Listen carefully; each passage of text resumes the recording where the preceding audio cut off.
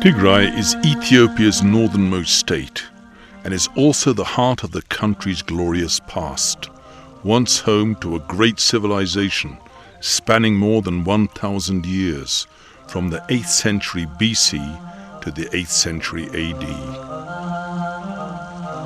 As evidenced by its unique pre-Christian obelisks, countless stone inscriptions, dozens of rock-hewn churches, monasteries, underground palaces and imperial tombs that have all withstood the test of time, Tigrai was once the country's architectural workshop. Tigrai's historical, religious and cultural wealth is as overwhelmingly rich as it is diverse. In addition to the Tigrinya-speaking Ethiopians, Tigrai is also home to two minority Ethiopian nationalities, namely the Irob and the Kunama, who live in the northeastern and northwestern parts of the region respectively. Tigrai shares borders with the Afar region to the east, Eritrea to the north, Sudan to the west, and the Amhara regional state to the south. From end to end, Tigrai is steeped in history that goes as far back as some 3,000 years. One of Tigrai's unique edifices of great historical, archaeological and architectural significance is the Temple of Yeha. Some 60 kilometers east of Aksum, the temple at Yeha is thought to have been built in the 8th century BC. Standing for more than 2.5 millennia, it is the oldest building in sub-Saharan Africa. It's a magnificent structure, remarkable for, among other things, its structural strength, geometrical perfection, and architectural beauty. Yeha was a center of the Da'amat kingdom that existed before Aksum. Many centuries older than Aksum. Aksum civilization, according to my opinion, starts in the 1st century after Christ, and this is many centuries earlier.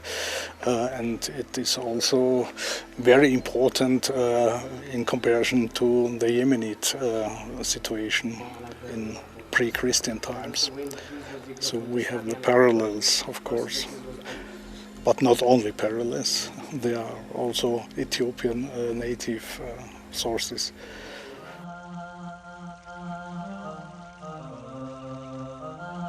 Aksum was the heart from which the pulse of this great civilization throbbed.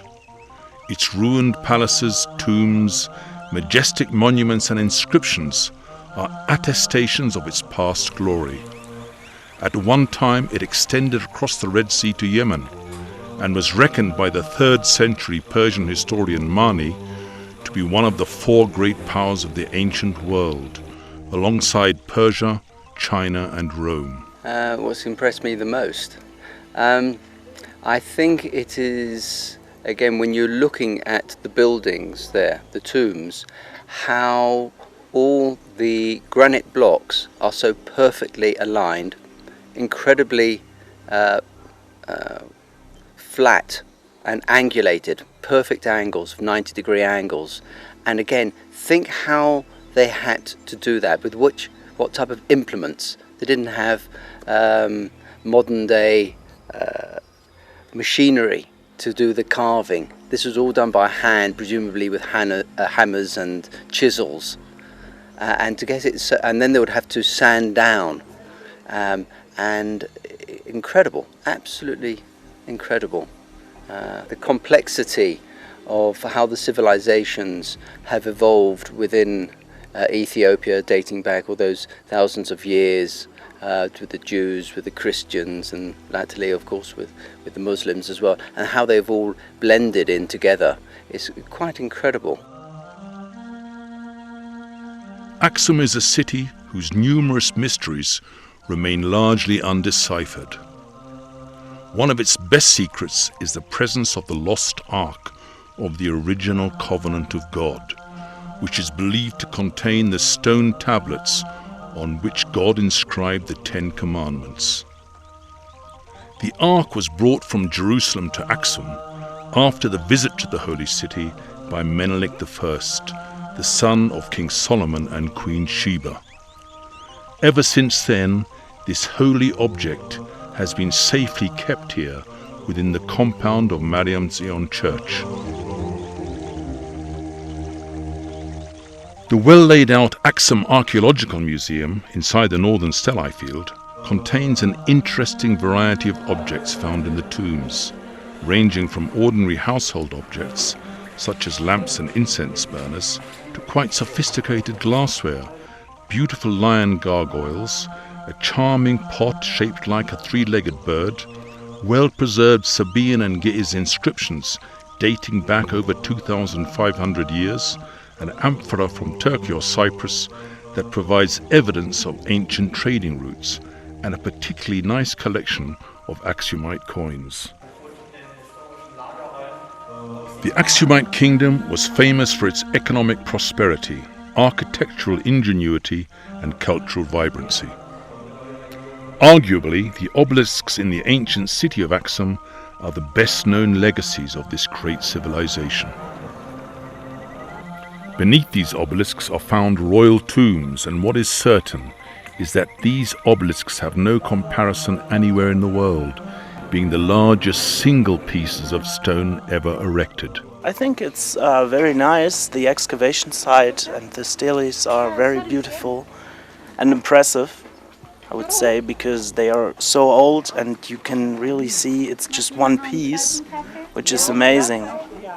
In Egypt, many of the pyramids are made from stone blocks, and we can see the steles, which are, I think, unique maybe. And this is very special for tourists from Europe, because we don't have such old pieces. The way they are built and the art on it. So they put the grave doors onto them, and this is very impressive as well. But I would say the most impressive thing is that they managed to get them here from the stone manufacturing place. How they pulled it, for example, it's amazing. The largest and heaviest of all is the fallen obelisk. Decorated on all of its four sides, this 13-story obelisk is 33 meters high and 4 meters wide. Its estimated weight exceeds 500 tons. With 11 stories, the second largest obelisk is 26 meters high. It is decorated on all four sides too. Looted by fascist Italy in 1937, it was taken to Rome in 3 pieces.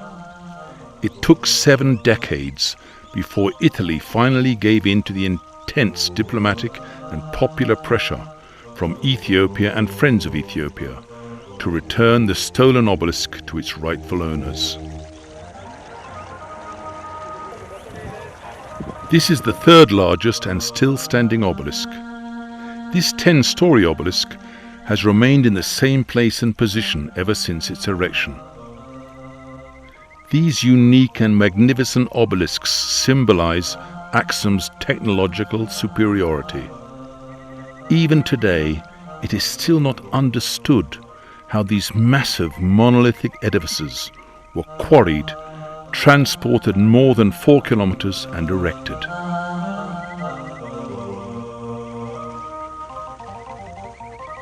Axum is Ethiopia's Christian capital. Built in the 4th century AD in Axum, the original church of St. Mary of Zion, or Mariam Zion, was the first church in sub-Saharan Africa, and perhaps one of the earliest churches in the world. The city of Axum serves as a base for visiting a number of historical and religious sites, including those in and around Yeha and Adwa. Of course, Axum is very important because it's the cradle of Christianity, so it has an historical importance, I think. For that reason, it's important to start from here, I think. And then you can go to the other place in the north of Ethiopia to visit the other place where you can see the symbol of Christianity. I feel like I've really come to the beginning of civilization.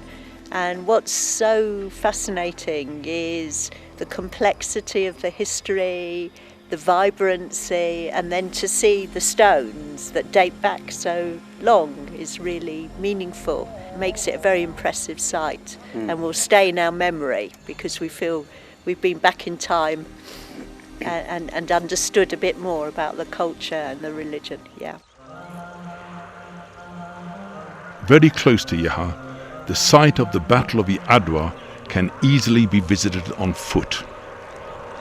It was here in 1896, against the dramatic backdrop of the mountains that make up the teeth of Adwa, that the fate of this great nation was decided. Here the ill-equipped and ill-trained Ethiopian militias, drawn from all over the country, delivered a stunning rebuff to the colonial ambitions of Italy and triumphed over an invading modern Western army. Today, Adwa remains a symbol of resistance that preserved the independence of this ancient country.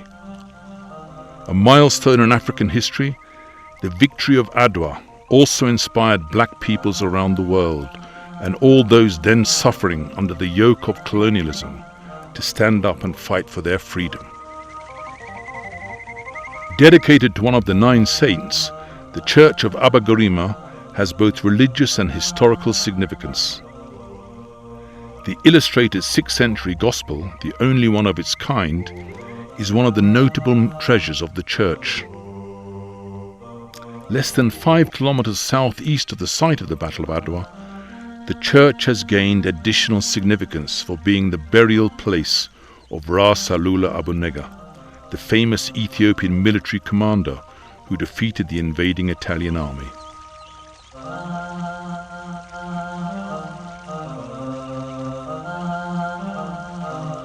Tembien is located in south-central Tigray. With its range of mountains, deep gorges and flowing river, Tembien provides many examples of the striking natural beauty for which Tigray is rightly proud. It also houses the region's only hydropower dam on the Tekeze River, one of the tributaries of the Nile and the man-made lake upstream. The Mekele Abiadi Adwa Road takes the traveller through a very scenic terrain. One could take a short detour from the road to visit some of the rock-hewn churches in the area. Abba Yohane is perhaps the most famous rock-hewn church of the area. This rock-hewn church is believed to have been built in the 14th century. Climbing halfway to the 150-meter-high sharp rocky cliff, the monastery has a man-made tunnel, the only entrance to the church. The church has 14 columns, of which 7 are freestanding, with spectacular cruciform. Cross carvings and other decorations embellish the domes, cupolas, and arches of the church. Gabriel Wuken is one of the notable ancient churches in Tembien, 16 kilometers from Abiadi on the road to Adwa. Built in the 15th century by Saint Abuna Daniel, it has features of modern architectural styles. The church houses a variety of relics, such as a gold cross, golden threaded cloth, a gold-plated cross donated by Emperor Johannes IV, and antique curtains. In eastern Tigray, the Desa forest, a lush green forest near Atsbi, is a reminder of the fact that most of the highlands of the region were once covered with dense forests.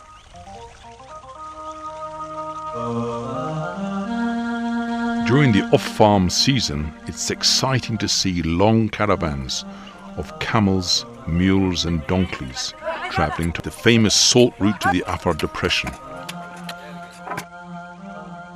Mikaelemba is one of the churches in the Atsbi area. With an interior area of 140 square meters, the church is perhaps the most spacious of all the rock-hewn churches in Tigray. In terms of decoration and finishing, the church is second to none. Just half an hour's drive from Mukro town, Abraha Atzbaha is located in one of the most scenic sites of the region, the local council has been recognized by the UN and others for its groundbreaking work in environmental rehabilitation. Considered among the country's earliest churches, Abraha Atzpa is known for its extraordinary interior decoration, as well as its magnificent murals. Its ceiling is decorated with sophisticated patterns, and its walls are dotted with carved crosses. Without doubt, Abraha Atzpa as a rock church is an architectural masterpiece. Architecturally, it's said to be Tigray's finest. According to local tradition, the church was constructed in the 4th century, but some scholars estimate the date of construction to be the 10th century. What is certain is that it was built well before the famous rock churches of Lalibela, where the level of sophistication of rock-hewn architecture reached its peak. I feel all the weight and the marvel of such an ancient historical sites. So I'm very impressed, because we also in Italy have very ancient churches, but so old, really very few. And so I'm very glad to can visit a church coming from the 4th century after Jesus Christ. Located on the southwest outskirt of the town of Wukro, Adi Akawe is a recently discovered archaeological site. The discovery of the site has triggered much excitement and interest among archaeologists. German and Ethiopian archaeologists have discovered a number of objects, including a statue of a seated woman, an altar with a Sabaean inscription, and a partially inscribed podium. To the surprise of archaeologists, the inscription mentions the pre-Aksumite Da'amat kingdom and the temple of Yeha. From the evidence assembled, the site is tentatively dated back to the 6th or 7th century BC.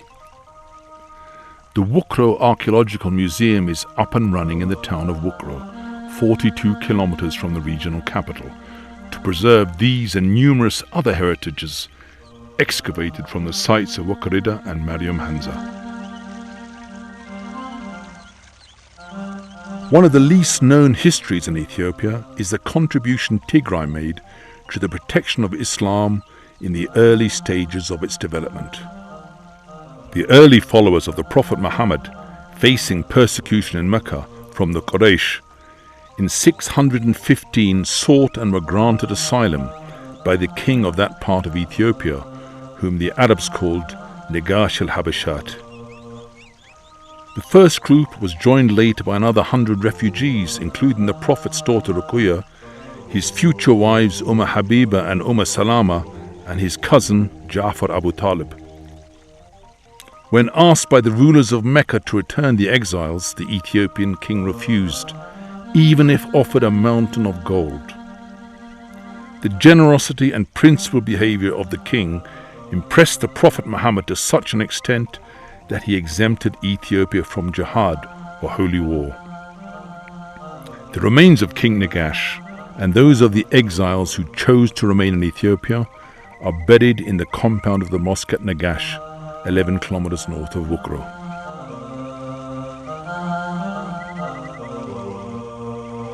Located to the north of Wukro, Medhane Alam Adik Esho is one of the rock churches at Saada Amba. Like most rock churches of Tigray, its exterior lacks the decoration, style and finishing touches of its interior, where symmetrical patterns, crosses and bas-relief beautify its walls, ceilings and pillars. Tigray is home to more than 120 rock-hewn churches. These churches are scattered all over Tigray, from Geraalta to Tembien, from Atsbi to Hausian. The majority of the churches, however, are concentrated in Geraalta, a mountainous region known for its matchless natural beauty and breathtaking scenery, a combination of mountain ranges, expansive flatland and deep valleys. The churches were really nice. Like, it's impressing. Like, they started building those churches in the rocks in the 4th century, and like some we saw were from the 6th century, so really, really old. And yeah, they are still like high up in the mountains. It's impressive, and it's even now hard or not exactly easy to go there. It's a challenge, so it's really nice to climb up the rocks, and in the end you discover a church. It's amazing. And you also are awarded with a great view of all the landscape. It's really nice. Well, it's old churches and very nice paintings inside, but the most beautiful actually is the landscape, I think, and the way to get to the church. The walking there, the climbing in the rocks, the view you get as a reward for all the climbing. Actually, that's what I like most. Among the most famous churches of the Gara Alta cluster are Debre Zion, Abuna Abraham, and Abuna Yamata Guh. These two churches have several common characteristics, especially the long-kept and well-preserved murals showing biblical figures. Debre Zion is thought to date from the 4th century and features the tallest rock pillars of all the churches in the area, and is known for its fascinating wall paintings. Debre Zion is one of the largest rock-hewn churches in the Gara Alta cluster, but what fascinates most visitors is its wall paintings and the ceremonial panel on which the figures of saints are painted. In terms of its location, perhaps Guh is the most difficult to access. Carved out of a perpendicular cliff, the church can only be accessed by using the natural hand grips and footholds. The magnificent paintings on the walls and the ceilings of the church, depicting the apostles, have not lost their luster. The church is really marvelous, fantastic. I've never seen things like this.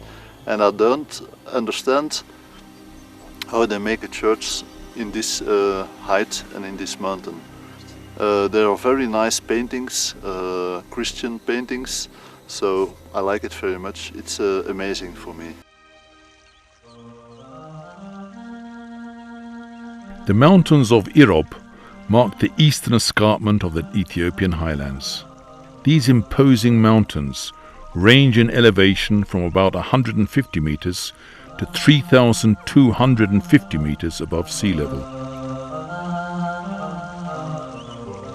One of the captivating landmarks in Irob district is the monastery of Gunda Gundo.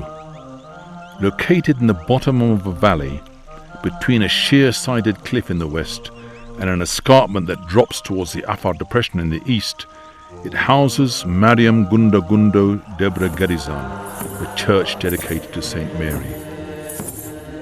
The monastery also served as a refuge for Dakika Estefanos, followers of an Ethiopian saint whose movement was persecuted in the 15th century. Built in the 6th century by King Gebre Meskel, Debre Damo is the country's most famous monastery. Best known for its Christian scholarship, remote location, and its rich collection of ecclesiastical treasures, the site of Debre Damo stands out as a site of totally genuine, authentic monastic life. Isolated from the world and surrounded by sheer cliffs, the monastery is situated on a very high plateau. The church can only be accessed by this 15-meter plaited rope, which is hanging down from the top of the cliff. About 300 monks and students live here in these stone and mud dwellings, or hidmos, a common style of construction in rural Tigray. At the western end of the region is Kafta Shararo National Park, in the districts of Kafta Homoro and Tahti Adiabo. Rich with varieties of flora and fauna, it has 167 mammal, 95 bird and 9 reptile species.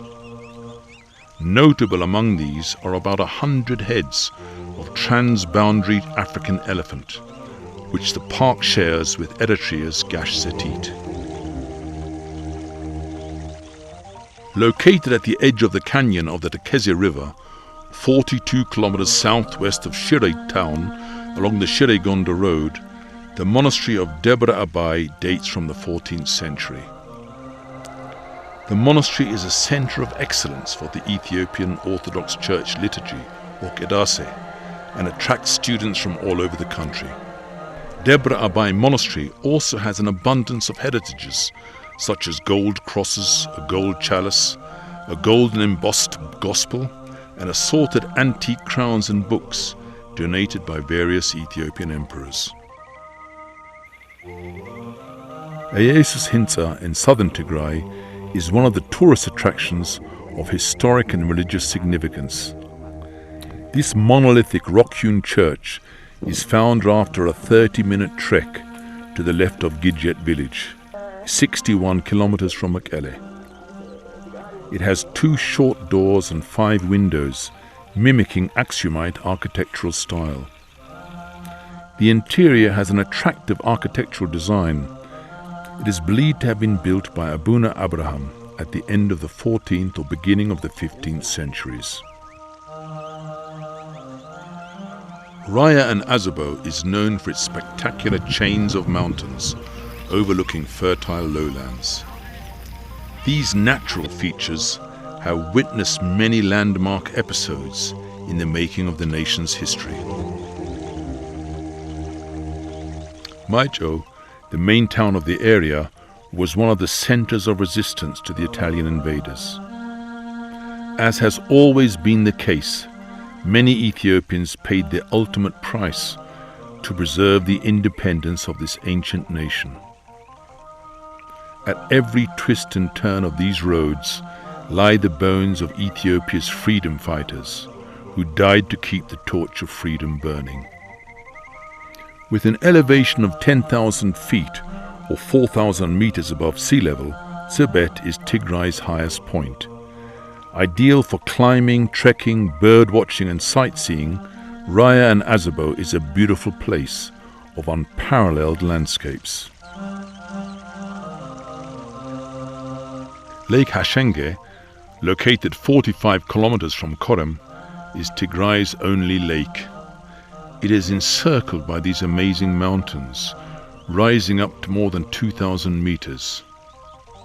Hashenge and its environs are nesting and transit sites for many endemic and migratory birds and are therefore attractive destinations for both researchers and bird watchers. On the western shore of Lake Hashenge is the archaeological site of Mifsas Bahri, where recent excavations have brought to light the rich heritages of the area. The site contains the ruin of a substantial building constructed of bright red dressed ashlar or dressed stone, which may date back to as early as the late phases of the Aksumite period, which has led many to believe that it might have been the southernmost Aksumite site. 145 kilometers on the southerly route from the regional capital is found the dense forest of Hugumbrida. Extending over 22,000 hectares of land, the Hugumbrida forest is home to various wild animals including leopards and is a nesting place for unique lakeside migratory birds.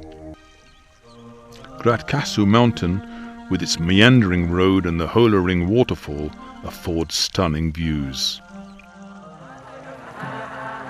Known for their romantic and generous lifestyle, the people of Raya and Azabo are proud of their rich cultural heritage, notably their heartwarming music.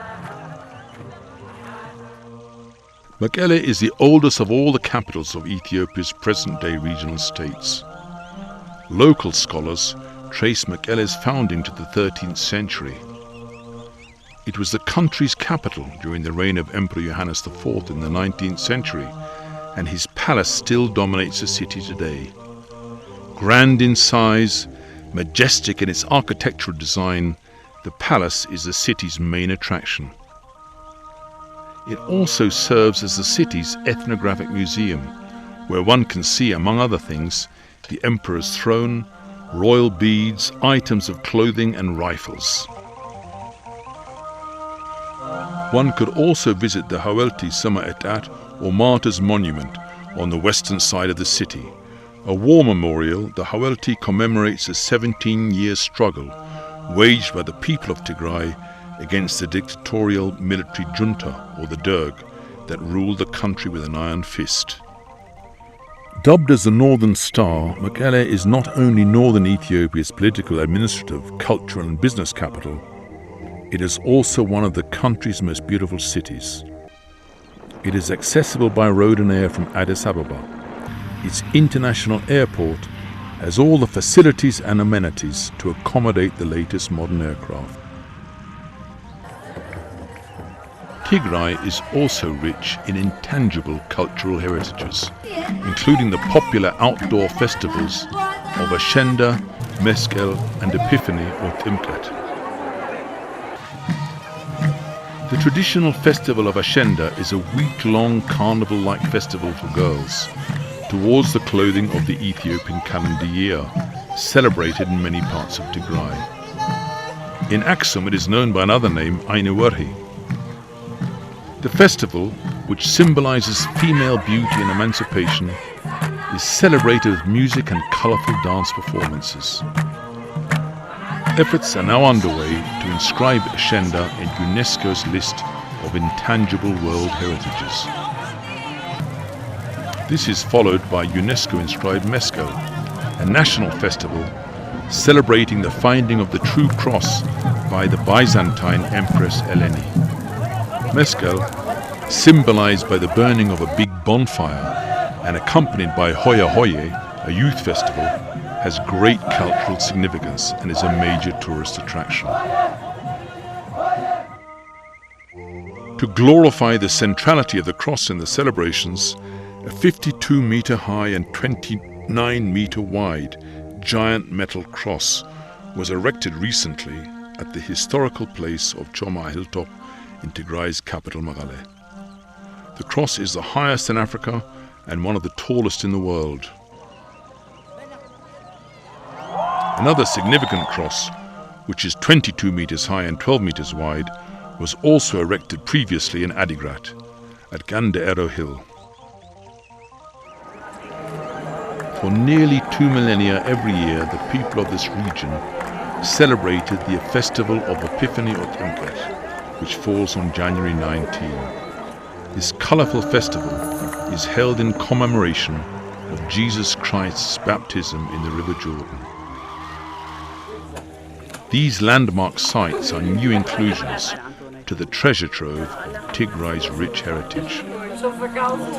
In short, there are a million reasons to visit Tigray.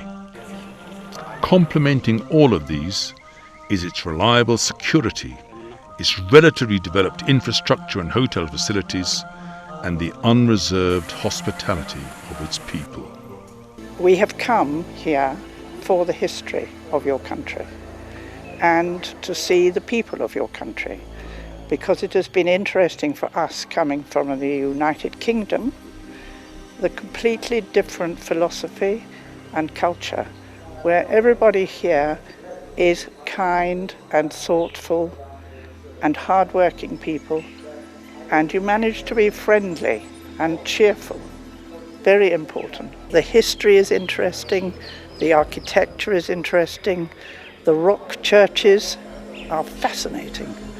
There are so many different sites and places in your country for people to come from England and other countries. We have visited many countries in the world, but Ethiopia has been one of the most interesting.